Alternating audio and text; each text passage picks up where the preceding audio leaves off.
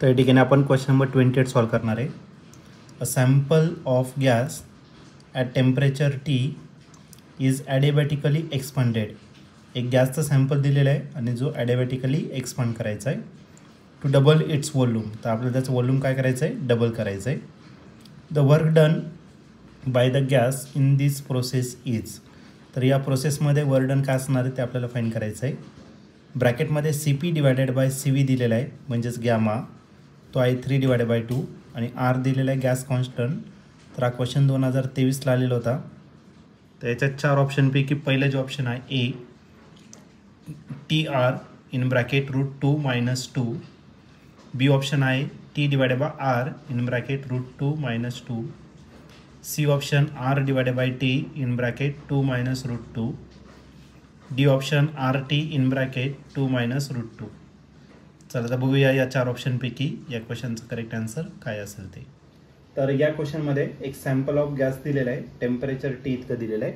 म्हणजे initial temperature जे आहे, इनिशियल टेम्परेचर आपण रिप्रेझेंट करणार लेटर T1 ने. तो किती दिला आहे तर टी इतका दिलेला आहे, तुम्हाला इनिशियल टेम्परेचर दिलेला आहे.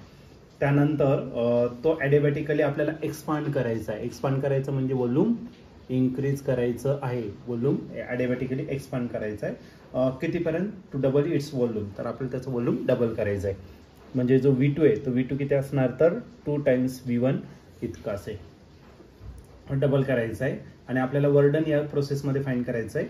गॅमाची व्हॅल्यू दिलेली आहे. गॅमा म्हणजे काय, the ratio of specific heat capacity at a constant pressure to the constant volume. तो दिलेला आहे 3/2 इतका दिलेला आहे. तर या प्रोसेसमध्ये आपल्याला वर्डन फाईंड करायचं आहे. तर आपल्याला या केसमध्ये ॲडिबॅटिक प्रोसेसमध्ये आपल्याला वर्डन फाईंड करायचं आहे. वर्डन जर घेतलं तर वर्डनचा फॉर्म्युला काय आहे, जर आता सिंगल मोलसाठी दिलेला आहे म्हणजे हा काय असणार तर तुमचं R T2 - T1. What is T2, final temperature minus initial temperature and divided by 1 minus काय असेल तर गॅमा. तुम्ही याला रिव्हर्स पण करू शकता. आर आणि याचं टेम्परेचर काय असेल T1 - T2 घ्या आणि total divided by 1 minus gamma आहे तर त्याचं काय करू शकतात गॅमा -1. हे झालं तुमचं कोणाचं वर्क डनचा फॉर्म्युला. ओके, तर या केसमध्ये जर घेतलं तर गॅमाची व्हॅल्यू आपल्याला दिलेली आहे. ओके, आर आपल्याला आरच्या टर्ममध्ये इक्वेशन लिहायचं आहे. टेम्परेचर T1 टी दिलेलं आहे, फक्त आपल्याला टेम्परेचर काय करावं लागेल तर T2 फाईंड करावं लागेल. मग त्यासाठी आता आपली जी प्रोसेस आहे ही कोणती तर adiabatic process for adiabatic process. Adiabatic process जर घेतलं तर P V raise to gamma जो असणार तो काय असेल तर कॉन्स्टंट असेल. पण या केसमध्ये आपल्याला प्रेशर आणि वॉल्यूम नाही दिलेला, आपल्याला दिलेलं आहे टेम्परेचर आणि वॉल्यूम. मग आपल्याकडे आणखीन एक रिलेशन आहे T V raise to gamma -1 हा काय असणार तर कॉन्स्टंट असेल.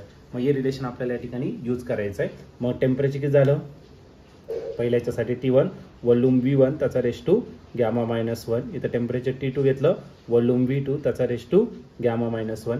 T1 आपल्याला T दिलेला आहे आणि V1 जो दिलेला आहे तो दिलेलाच नाही, पण गॅमाची व्हॅल्यू दिलेली आहे. गॅमाची व्हॅल्यू किती आहे 3/2 - 1.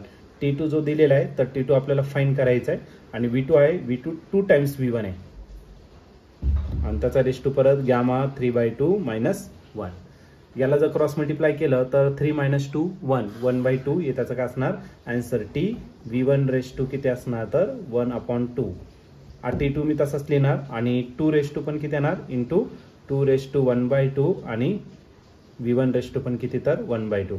V1 raise to 1/2 V1 raise to 1/2 काय झाला कॅन्सल झाला आणि 2 रेश टू 1/2 चा अर्थ स्क्वेअर रूट. मग टेम्परेचर टी जो असणार तो किती असणार √2 टाइम्स T2. पण आपल्याला T2 फाईंड करायचं आणि जे पूर्ण आन्सर आहे ते टीच्या स्वरूपात आहे. मग T2 जर फाईंड केलं तर T2 आपल्याला काय भेटेल तर T डिवायडेड बाय √2. ओके, म्हणजे आपल्याला टेम्परेचर भेटलेलं आहे, आता काय अडचण नाही. आता ही व्हॅल्यू आपण पुट करणार आहे इक्वेशन 1 मध्ये. देअरफॉर इक्वेशन 1 बिकम्स, तर इक्वेशन 1 आपण पुन्हा राईट करू शकतो. इक्वेशन 1 काय आहे तर इक्वेशन 1 आहे तुमचं डब्ल्यू म्हणजे वर्क डन. आर आयला आर सिंगल मोलसाठी T1 दिलेला आहे तुम्हाला T इतका आणि T2 जो आहे तो आपण इतका फाईंड केला T डिवायडेड बाय किती √2 and total divided by gamma -1. Gamma आहे तुमचा 3/2 - 1. 3/2 - 1 म्हणजे 1/2. ओके, मग आपला जो वर्क डन आहे डब्ल्यू तो किती भेटेल तर आता याच्यातून कॉमन घेणार मी टी म्हणजे हा भेटेल आपल्याला RT आणि याला क्रॉस मल्टिप्लाय करा √2 - 1 √2 - 1 डिवायडेड बाय √2 आणि या पूर्ण टर्मला डिवायडेड करायचं याने 3 / 2 - 1 जर केला तर तो भेटेल आपल्याला 1/2. हे झालं तुमचं कोणतं वर्क डनचा फॉर्म्युला. ओके, आटू कुठे जाणार न्यूमरेटरला, मग W = काय आला तर 2RT आणि ब्रॅकेटमध्ये राहिलं √2 - 1 डिवायडेड बाय √2. या 2ला मी कसं लिहिणार तर √2 × √2 लिहू शकतो आणि पुन्हा करायला RT आणि स्क्वेअर रूटमध्ये राहिलं √2 - 1 डिवायडेड बाय √2. इथला एक √2 आणि इथला एक √2 काय झाला कॅन्सल आणि या √2 ने आतमध्ये काय करा तर मल्टिप्लाय करा. मग RT इन ब्रॅकेट √2 परत आणखीन √2 आतमध्ये मल्टिप्लाय केला -1 × √2 किती √2. √2 काय झाला 2. मग RT इन ब्रॅकेट काय झाला 2 - किती √2. हे झालं तुमचं कोणतं वर्क डनचा फॉर्म्युला.